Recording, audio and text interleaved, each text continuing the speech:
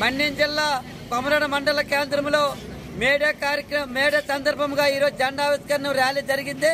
దీనికి సంబంధించి ఈరోజు 4 లేబర్ కోడ్లను వెంటనే రద్దు చేయాలని చెప్పి, ఉద్యోగ భద్రత కల్పించాలి, రాజకీయ వేధింపులు ఆపాలి, కనీస వేతనం 26,000 రూపాయలు ఇవ్వాలి, అన్ని విధాలుగా కార్మికులు ఆదుకోవాలని చెప్పి ఈరోజు ఇక్కడ మేడే సందర్భంగా జెండావిష్కరణ చేయడం జరిగింది.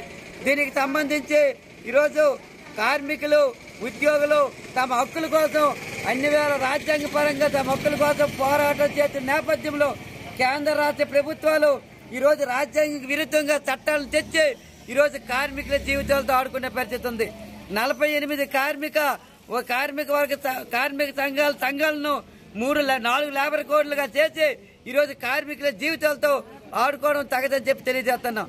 కాబట్టి ఏదైతే ఆ రోజుల్లో యూరోప్ లో అన్ని వర్గాల కార్మికులు పెద్ద ఎత్తున పోరాటం చేసి 8 గంటల పని దినాలను సాధించుకున్న నేపథ్యంలో ఈరోజు మేడే కార్యక్రమం అనేది జరపడం జరుగుతుంది. కాబట్టి ఇప్పటికైనా ఏదైతే కార్మికులు ఉన్నారో కార్మికులకు అన్ని విధాలుగా ఆదుకోవాలి, ఉద్యోగ భద్రత కల్పించాలి, రాజకీయ వేధింపులు ఆపాలి, 4 లేబర్ కోడ్లు రద్దు చేయాలి, ఆ విధంగా ఆదుకోవాలని చెప్పి కోరుతున్నాం.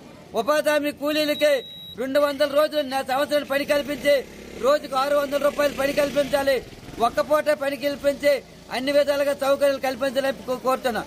ఈరోజు ఎక్కడ ప్రభుత్వ సంస్థలు ఎల్ఐసి, బిఎస్ఎన్ఎల్, రైల్వే అన్ని కూడా ప్రభుత్వ సంస్థలు ప్రైవేట్ పరం చేస్తున్నారు.